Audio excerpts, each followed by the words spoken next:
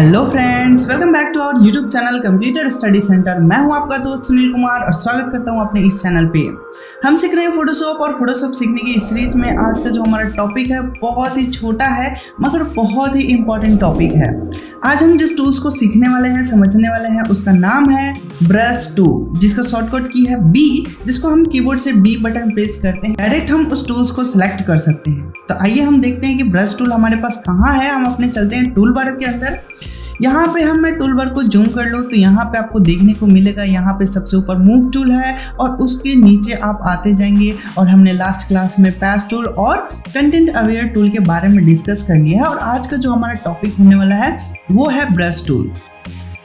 जैसे कि आप यहाँ नीचे वीडियो में छोटा सा जो क्लिप बन रहा है, यहाँ पे अगर आप देखेंगे तो बड़े आसानी से आपको समझ में आ जाएगा कि ये एक ब्रशिंग है जो कि क्या करेगा, तो किसी ऑब्जेक्ट के बैकग्राउंड में या किसी ऑब्जेक्ट के ऊपर हम किसी भी पार्ट में ब्रश करके हम पेंटिंग कर सकते हैं, कलर फिल कर सकते हैं। अभी तक हमने बहुत सारा सिलेक्शन करने का टूल सीखा हुआ है और हमने किसी ऑब्जेक्ट इमेज के ऊपर कोई दाग धब्बा पिंपल्स वगैरह हटाना है तो उसको हटाने के लिए हमने समझा है। और हमने समझा है कि किसी ऑब्जेक्ट को एक जगह से अगर दूसरी जगह मूव करते हैं तो उसके लिए हमारे पास कौन कौन से टूल्स हैं। तो ये तो हमारे प्रीवियस क्लास की बात हो गई और आज जो हम सीखेंगे उस टूल्स का नाम है ब्रश टूल। और ब्रश टूल वाले ऑप्शन पे अगर आप राइट क्लिक करेंगे तो इसके अंदर आपको दो टूल्स मिलेंगे। एक का नाम है पेंसिल टूल और दूसरे का नाम है brush tool. Okay, pencil tool और ब्रश टूल लगभग एक जैसा ही होता है बट माइनर सा इनमें डिफरेंस होता है। इनमें क्या डिफरेंस होता है इसको मैं क्लास के ड्यूरेशन के ही बीच में मैं आपको इनके बीच के डिफरेंस को क्लियर कर दूंगा। ओके, और मैं आपको बता दूं कि ब्रश टूल हम क्यों सीख रहे हैं। आप तो कहेंगे ब्रशिंग करना बहुत ही आसान है, ब्रश टूल ले लेना है, कलर ले लेना है, बस उसको यूज कर लेना है, पेंट कर देना है, जो भी आपका पार्ट हो या सिलेक्टेड पार्ट हो। ओके, तो ब्रश का यूज करना है तो बड़े आसान, लेकिन ब्रश से जुड़े हुए कुछ प्रॉपर्टीज हैं, उन प्रॉपर्टीज को समझना बहुत इंपॉर्टेंट है।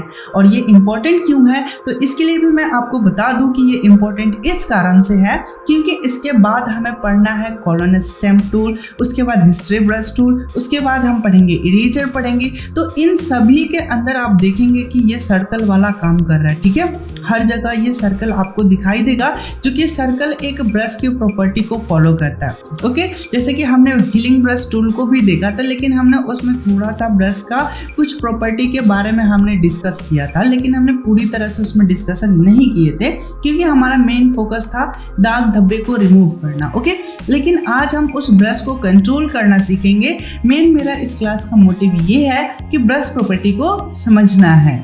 तो ब्रश प्रॉपर्टी को समझने के लिए सबसे पहले मैं यहाँ पे आपको दिखाऊं कि अभी हमने ब्रश टूल को सिलेक्ट करते हुए अपने पेज पे आए हैं तो आपको एक सर्कल दिख रहा होगा।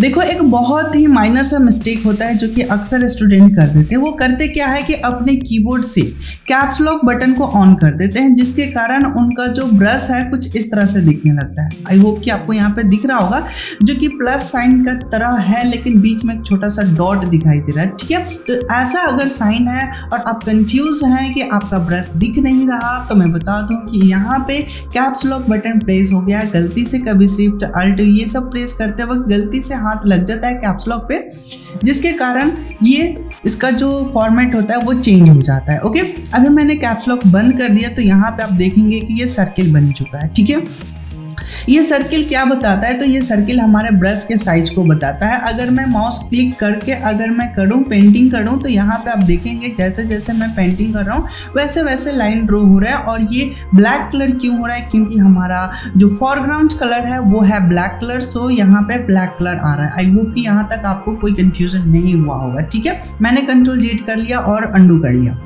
अब मैं आपको बहुत ही इंपॉर्टेंट बात बताने वाला हूँ और वो इम्पॉर्टेंट बात ये है कि ब्रश के साइज को कैसे मेंटेन करना है, ब्रश के हार्डनेस को कैसे मेंटेन करना है। ठीक है, तो इसके बहुत सारे प्रॉपर्टीज हैं, बहुत सारे तरीके हैं और हम इनको डिस्कस करते हैं। सबसे पहले हम चलते हैं प्रॉपर्टी बार की तरफ। तो प्रॉपर्टी बार की तरफ अगर हम देखेंगे तो यहाँ पे सबसे पहले हमें ये बता रहा है कि हमारा ब्रश टूल सिलेक्टेड है। ओके, नाउ नेक्स्ट ऑप्शन आपको यहाँ पर दिख रहा है, नेक्स्ट प्रॉपर्टी यहाँ पे आप देखेंगे कि एक छोटा सा सर्कल बना हुआ है व्हाइट कलर का, जिसके नीचे आपको 77 दिख रहा है।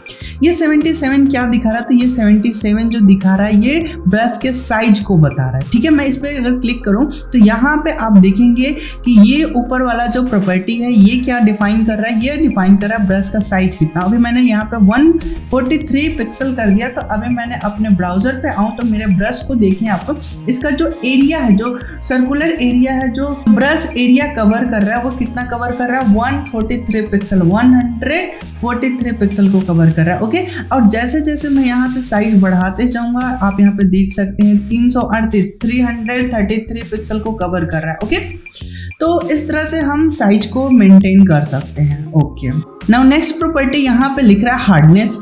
हार्डनेस क्या है? तो 100% है। ये हार्डनेस क्या होता है? हार्डनेस का मतलब होता है कठोरता। ये जो ब्रश है, इस ब्रश की कठोरता कितनी है? तो कठोरता क्या होता है इसको हम जरा समझें।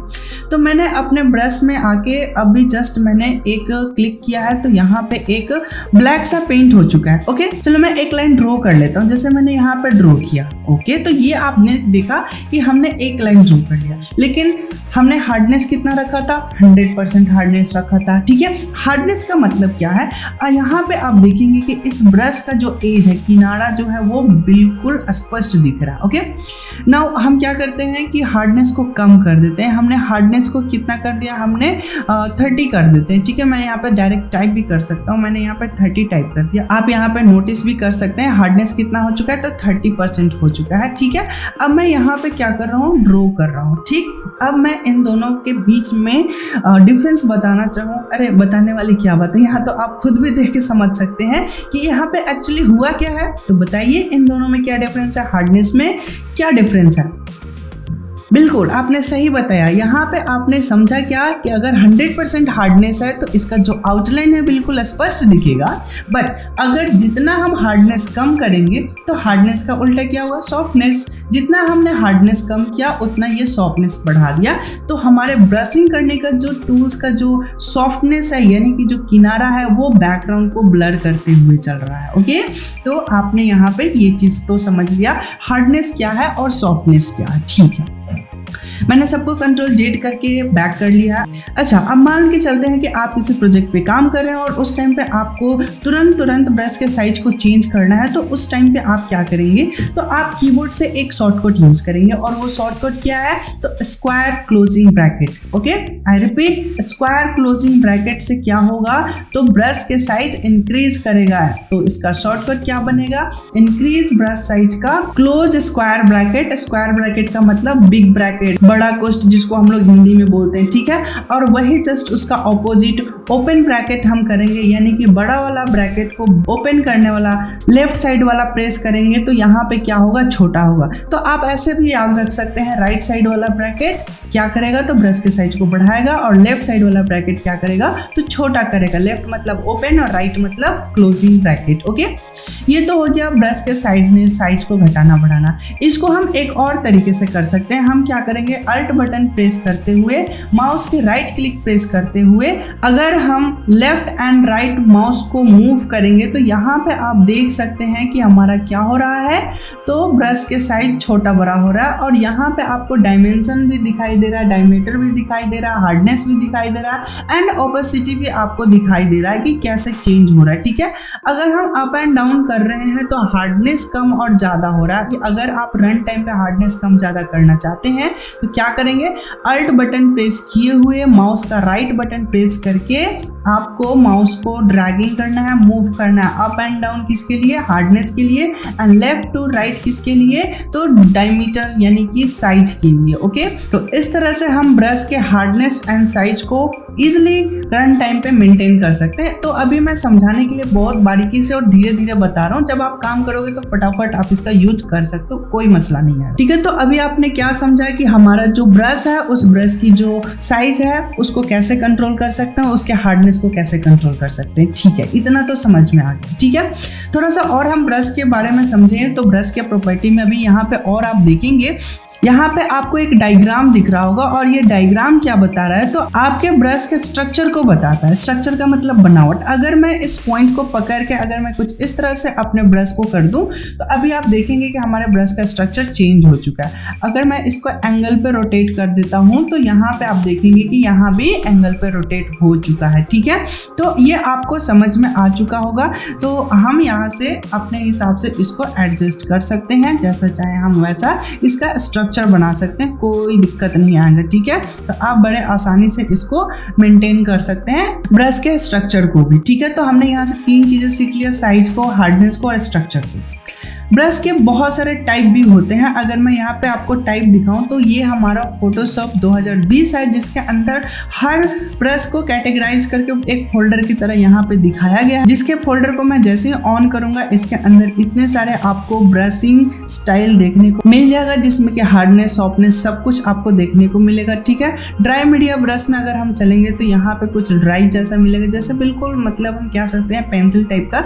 तो इसका अक्सर यूज पेंसिल से लिखने वाले होता है, जिसे सूखा ब्रश हम इसको कह सकते हैं। ठीक है, ड्राई ब्रश हम इसको कह सकते हैं। और मैं बता दूं कि ये सब जब तक आप खुद से ऑब्जर्व नहीं करिएगा, जब तक आप खुद से इसका प्रैक्टिस नहीं करिएगा तो तब तक आप इसको नहीं समझ सकते, क्योंकि मैं यहाँ पे बता रहा हूँ, आप इसको देख के समझ पा रहे हैं। और देखिए मैं यहाँ पे कलर भी चेंज कर रहा हूँ, बिल्कुल आप यहाँ बड़े इफेक्टिव तरीके से आप देख सकते हैं कि कैसा ये सूखा कलर है, यानी कि लग रहा है कि बहुत पुराना कलर किया हुआ है। बाकी आप इस तरह के इफेक्ट आप कहीं भी सेट कर सकते हैं according to your need and project.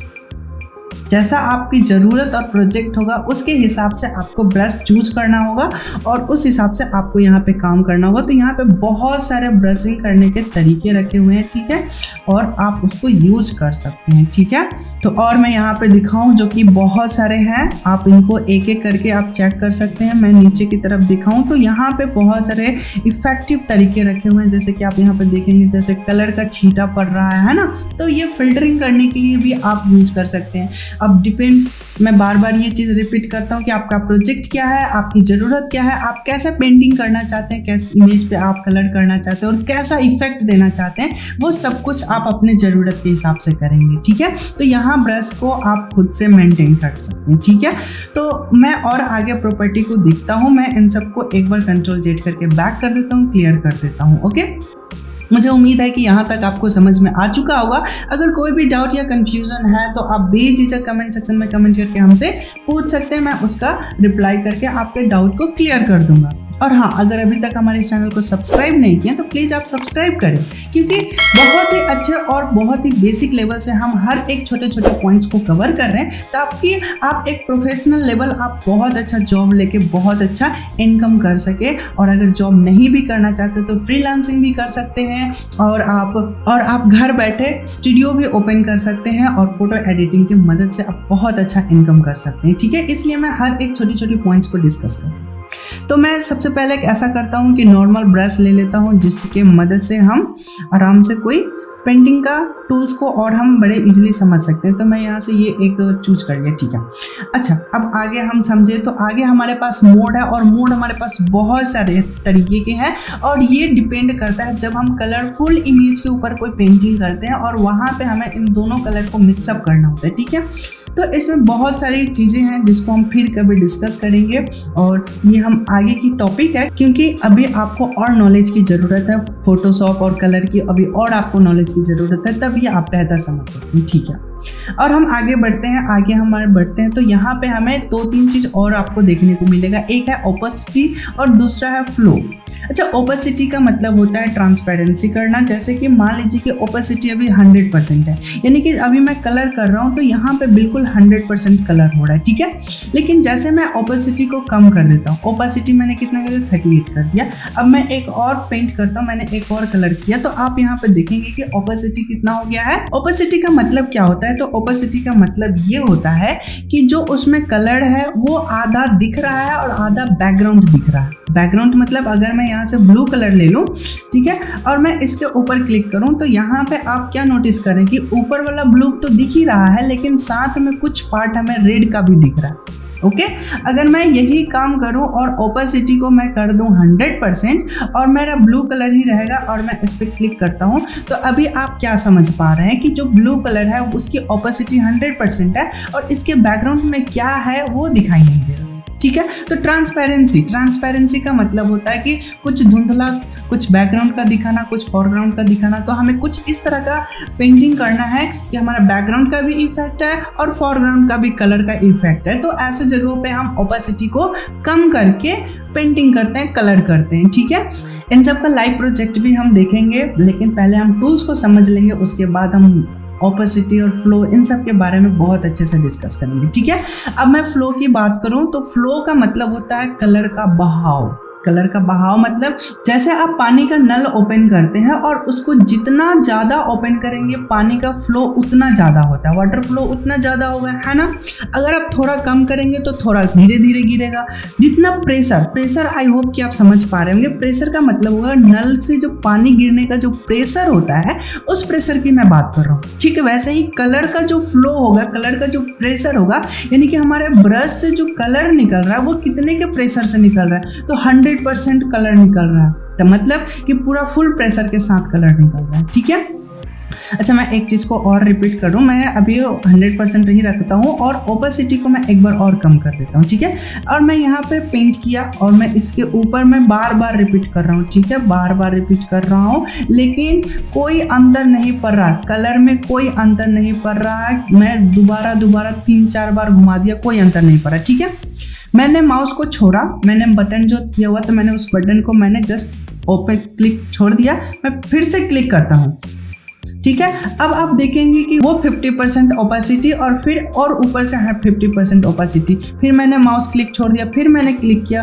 तो इस तरह से हम जितने बार माउस को क्लिक छोड़ के क्लिक कर के कर रहे हैं, तो उसमें क्या हो रहा है कि उतने ओपेसिटी के साथ और कलर आते जा रहा। ठीक है, तो क्लिक छोड़ने के बाद फिर से जब हम माउस क्लिक कर रहे हैं तब आ रहा है। ओके, अब मैं Ctrl Z कर लेता हूँ। ठीक है, मैं सबको बैक कर लेता हूँ। अच्छा, अब मैं ओपेसिटी बढ़ा देता हूँ, अब फ्लो को थोड़ा कम कर देता हूँ। फ्लो का मतलब है कि जो कलर का जो प्रेशर है वो कम हो चुका है। ठीक है, आप यहाँ पर नोटिस करेंगे। ठीक है, जैसे मैं ड्रैग कर रहा हूँ आप यहाँ पे देखेंगे कि क्या हो रहा है। तो जो पहला क्लिक था उस पर तो ओपेसिटी कम था, फ्लो कम था, लेकिन जैसे जैसे मेरा आगे बढ़ रहा है फिर कलर मेरा डार्क होते जा रहा है। तो वही मैं आपको समझाने की कोशिश करूँगी। मेरा फर्स्ट क्लिक पे कम होगा, फिर जैसे मेरा क्लिक आगे मेरा माउस बढ़ते जा रहा और जैसे फिर से ओवरलैप करेगा तो वो धीरे धीरे कलर ओपेसिटी, कलर की जो कलर का जो एक्सपोजर है उन सबको बढ़ाते जाता है।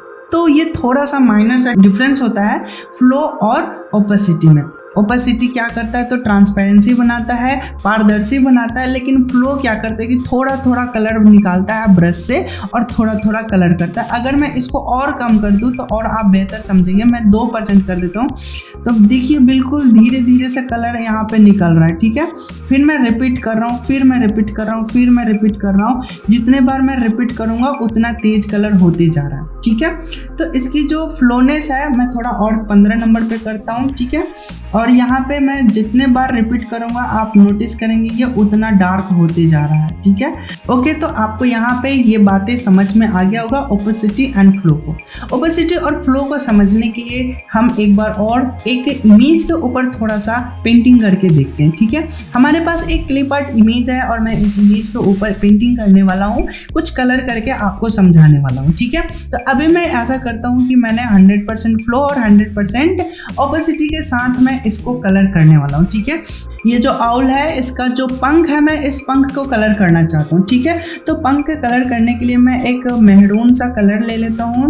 ठीक है, मैं इस टाइप का एक छोटा सा इस टाइप का मेहरून सा मैं एक कलर ले लेता हूँ। ठीक है, मैंने कलर चूज कर लिया। अब कलर चूज करने के बाद अब जरा देखेंगे कि अगर मैं इस पंख में पेंट कर रहा हूँ तो देखिए ये तो पूरा पेंट हो रहा है ना, लेकिन और पेंटिंग भी हो रहा है तो लाइन से ज़्यादा जा रहा है। तो हमें इसको कैसे पेंट करना चाहिए? तो पेंट करने का सबसे पहला ट्रिक ये है कि जिस पार्ट को आप पेंट करना चाहते हैं उसको आप पहले सेलेक्ट कर लें। ठीक है, तो सिलेक्ट करने के लिए मैं यहाँ पे क्विक एक्सेस टूल बार को यूज़ करूँगा और एक कलर है तो एक बार में ये बड़े आसानी से सिलेक्ट हो चुका है। अब मैं क्या करूँगा, इसमें पेंट करने के लिए मैं ब्रश टूल ले लेता हूँ। ब्रश टूल लेने के बाद बाद अब मैं इसमें पेंट करूँगा, ठीक है। तो यहाँ पे आप देखेंगे कि ये जो पेंटिंग हो रहा है बिल्कुल 100% पेंटिंग हो रहा है। और मैं इसको थोड़ा जूम करके भी दिखाऊँ, देखिए बीच में मैंने छोड़ा है, लेकिन इसका आउटलाइन दिखाने के लिए मैं छोड़ रखा था ताकि आप इसको आउटलाइन को देखेंगे तो बिल्कुल स्पष्ट दिखाई दे रहा है ना। तो ये 100% ओपेसिटी के साथ ये फिल हुआ है। ओके, मैं इसको Ctrl Z कर देता हूँ, ठीक है। अब मैं क्या करता हूँ कि ओपेसिटी तो मेरा ठीक हो गया, लेकिन अब मैं इसको कर रहा हूँ फ्लो कम, ठीक है। फ्लो को मैं कर देता हूँ, यहाँ पे मैं 40% फ्लो कर देता हूँ, ठीक है। और 40% फ्लो कर देता हूँ और साथ के साथ मैं इस क्या कर देता हूँ, जो हार्डनेस है हार्डनेस को मैं 0 हार्डनेस पे रख लेता हूँ, ठीक है। और बस 0 हार्डनेस पे मैंने बस क्लिक कर दिया, ठीक है। अब मैं क्या कर रहा हूँ, इसको पेंट करने वाला हूँ, ठीक है। मैं इसमें जैसे पेंट करूँगा थोड़ा ब्रश साइज और बढ़ा लेता हूँ, ठीक है। ओके, तो मेरा फ्लो भी कम हो चुका है और मैंने बस एक बार में इस पे इस तरह से क्लिक कर दिया, कलर कर दिया, फिर मैंने इधर से कलर कर दिया, ठीक है। तो अब आपने नोटिस किया होगा कि जो हमारा बीच का जो पार्ट है वो कुछ वाइट बच गया, ठीक है।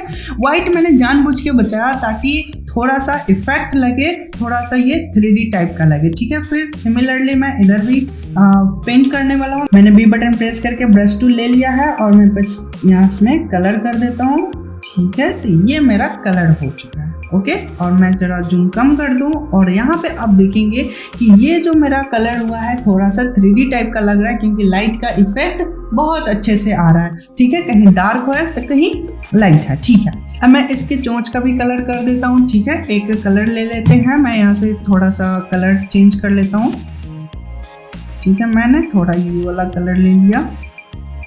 ओके, मैंने यहाँ से कलर चूज कर लिया है। अब मैं इसको कलर कर रहा हूँ, ठीक है। मैंने W बटन प्रेस करके पार्ट को सिलेक्ट कर लिया, B बटन प्रेस करके अब मैं इसमें कलर करने वाला हूँ। मैं बस इस पे क्लिक कर रहा हूँ, ठीक है। ये मेरा कलर हो गया, लेकिन मैं थोड़ा और इसके ऊपर घुमाऊंगा और मैं इसके किनारे को थोड़ा डार्क करना चाहता हूँ, ठीक है, ताकि बीच में हमारा उठा हुआ सा लगे, बीच में हमारा लगे कि ये 3D टाइप का है। मुझे उम्मीद है कि आप इसको बेहतर देख पा रहे होंगे कि बीच में हमारा ये थोड़ा सा उठा हुआ सा दिख रहा है, ठीक है। अगर वही वाइट वाला इफेक्ट इस पर नहीं आता तो आपको क्या लगता कि ये हमारा 3D चोंच नहीं है। मैं एक बार और इस पर कलर करना चाहूँगा, मैं आपको दिखा दूँ। ये देखिए, ये बड़े आसानी से, ठीक है, ये हमारा कलर हो चुका है और आप इसको देख सकते हैं बड़े आसानी से। मैं इसमें थोड़ा सा और साइड में ब्लैक करना चाहता हूँ, थोड़ा डार्क कलर करना चाहता हूँ, तो मैंने ब्रश के साइज को छोटा करके मैं इसमें साइड में और कलर फिल करा देता हूँ, ठीक है, ताकि ये अच्छा सा हमारा इफेक्ट्स दिखे, ठीक है। अब आप इस चोंच को देखिए, आपको क्या लग रहा है, 3D टाइप का लग रहा है, थोड़ा सा राउंड सा लग रहा है, कर्व सा लग रहा है, क्योंकि हमने बीच में थोड़ा लाइट कलर छोड़ दिया। तो इस तरह से आप पेंटिंग बड़े आसानी से कर सकते हैं, बहुत अच्छा पेंटिंग कर सकते हैं आप, ठीक है। और मैं इसी तरह से सिमिलरली अगर जल्दी मैं करूँ तो इसके मैंने पंजे का भी कलर को चेंज कर देता हूँ, ठीक है। और मैंने ब्रश टूल ले लिया, ब्रश टूल लेने के बाद जस्ट मैं इसमें क्या कर देता हूँ, तो सिंपल सा है, इसको मैं पेंट कर देता हूँ। मैंने यहाँ से थोड़ा सा ब्रश के साइज को इंक्रीज कर लिया और जस्ट मैंने इसमें कलर फिल करना शुरू कर दिया, ठीक है। ये मेरा कलर फिल हो गया है, ठीक है। ओके, ये मेरा कलर आ चुका है और मैं थोड़ा क्या कर रहा हूँ, बीच में लाइटिंग के लिए, लाइटिंग इफेक्ट देने के लिए, जस्ट लाइटिंग के लिए, ताकि ये मेरा लगे कि ओरिजिनल सा लग रहा हो, तो उसके लिए मैं जस्ट इसको यूज कर रहा हूँ। और ब्रश के साइज को मैं छोटा बड़ा कैसे कर रहा हूँ, बिल्कुल स्क्वायर ब्रैकेट को ओपनिंग एंड क्लोजिंग से ही मैं इसके ब्रश के साइज को मेंटेन कर रहा हूँ, ठीक है। तो आपको भी अगर मेंटेनेंस करने हैं तो आप भी क्या करेंगे, तो स्क्वायर ब्रैकेट की ओपनिंग एंड क्लोजिंग कर सकते हैं। अगर ओपनिंग क्लोजिंग में आपको कंफ्यूजन से हो रहे हैं तो आप लेफ्ट राइट करके कर सकते हैं, ठीक है। जस्ट मैंने इसको किया, आप यहाँ पे देख सकते हैं, ठीक है। अब मैं इसके बीच में कलर कोई दे देता हूँ, अच्छा सा कलर। तो मैं एक स्काई ब्लू कलर लेके आता हूँ, स्काई ब्लू आई थिंक अच्छा लगना चाहिए इस, ठीक है। ओके, मैंने ये कलर ले लिया और जस्ट ब्रश टूल लिया और मैंने सिलेक्शन पहले कर लेंगे। जिस पार्ट को आपको कलर करना है उस पार्ट को आप पहले सिलेक्ट कर लेंगे ताकि कोई दिक्कत ना रह जाए, ठीक है। और फिर से ब्रश टूल ले लिया मैंने। ब्रश टूल लेने के बाद मैं इसमें कलर फिल कर रहा हूँ, ठीक है। मैंने जस्ट इसमें कलर फिल कर दिया, ठीक है, ओके। और साइड में, ठीक है, कुछ पार्ट नीचे रह गए हैं, मैं उसको भी थोड़ा सा कर देता हूँ। मैंने इस पार्ट को सिलेक्ट कर लेते हैं, ब्रश साइज छोटा कर लेते हैं, ठीक है। इस पार्ट को मैंने सिलेक्शन कर लिया है और थोड़ा सही से कर लेते हैं। बहुत बारीकी से सिलेक्शन भी करना था। सिलेक्शन करते वक्त आपको बहुत सारी चीज़ें ध्यान रखनी पड़ती है, ठीक है। ब्रश के साइज तो बहुत ही मायने रखते हैं, ठीक है। मैंने इसको भी पेंट कर लिया। चलिए, बहुत हद तक हमारा सही हो चुका है, ठीक है। तो ये हमारा पार्ट सिलेक्टेड हो चुका है और ये मेरा रह गया है, इसको भी मैं यहाँ पे पेंट कर देता हूँ, ठीक है, ओके। और लगभग मेरे सारे पार्ट्स पेंट हो चुके हैं, ठीक है। और आईब्रो के लिए हम एक कलर दे देते हैं, थोड़ा सा ब्राउन टाइप का, थोड़ा सा ग्रे टाइप का, ठीक है, ओके। ये मेरा कलर हो चुका है। तो यहाँ पे मैंने ये सिलेक्शन कर लिया, कलर कर दिया, ठीक है। और मैं एक और कलर ले लेता हूँ। इसमें से मैंने ये वाला कलर ले लिया और ओके किया और मैं इसके सेंटर में फिल करने वाला हूँ। तो मैंने फिर से W टूल लेके इस पार्ट को सिलेक्ट कर लिया, ब्रश टूल लिया और जस्ट मैं इसमें फिल कर देता हूँ, ठीक है। मैं थोड़ा अच्छे से फिल करना चाहूँ। अब आपको बहुत अच्छा सा इफेक्ट लग रहा है, ठीक है। अगर आपको लग रहा है कि नहीं, तो मैं इसकी फ्लो को थोड़ा और कम करके इसके ठीक है, मैंने इसके लाइट को थोड़ा और डाउन कर दिया, ठीक है। तो ये मेरा अच्छा सा अब कलर बन चुका है, अच्छा लग रहा है। तो इस हिसाब से हम कलरिंग कर सकते हैं और आप बहुत अच्छे अच्छे डिजाइनिंग कर सकते हैं। जितना अच्छा आप सोच सकते हैं, जितना अच्छा कलर कॉम्बिनेशन बना सकते हैं, उतने आप अच्छा कलरिंग कर सकते हैं। तो मुझे उम्मीद है कि कलर की ऑपेसिटी, फ्लो, हार्डनेस, साइज, इन सब से रिलेटेड जो छोटी छोटी पॉइंट्स है वो आपका क्लियर हो चुका होगा। अगर फिर भी कोई डाउट या कंफ्यूजन रह गया है तो उसको भी हम समझेंगे। ब्रश में हम एक चीज छोड़ रहे हैं जो कि हम फिर कभी अगले ट्यूटोरियल में देखेंगे। यहाँ पे आप देखेंगे कि यहाँ पे बहुत सारे सेटिंग्स रखे हुए हैं, ब्रश की सेटिंग रखा हुआ है। तो इसमें बहुत सारा टाइम लग जाएगा इसको डिस्कस करने में, तो फिर हम इसको किसी अगले ट्यूटोरियल में, अगले क्लास में देखेंगे। तो बने रहें हमारे साथ। और हाँ, अगर अभी तक हमारे इस चैनल को सब्सक्राइब नहीं किया तो प्लीज हमारे इस चैनल को सब्सक्राइब करके बेल आइकन प्रेस कर ले, ताकि जब भी कोई नई वीडियो अपलोड हो, नोटिफिकेशन सबसे पहले आपको मिले। और ये वीडियो अगर आपको पसंद आई हो तो प्लीज हमारे इस वीडियो को एक लाइक करें। लाइक करके हमारा मोटिवेशन बढ़ाएं, ताकि हम और भी अच्छे और एनर्जेटिक होके आपके लिए वीडियोस लेके आते रहें, ओके। और आप अपने दोस्तों के साथ भी शेयर करें, ताकि वो भी फ्री में और एक अच्छा डिजाइनर बन सके और अपने लाइफ कैरियर को सेट कर सके। तो मुझे उम्मीद है कि हमारे इस वीडियो लिंक को आप अपने Facebook wall, WhatsApp group and Instagram page पे भी शेयर करेंगे। तो फिर मिलते हैं हम अपने अगले क्लास में नए टूल्स के साथ। तब तक के लिए धन्यवाद, बाय बाय, टेक केयर।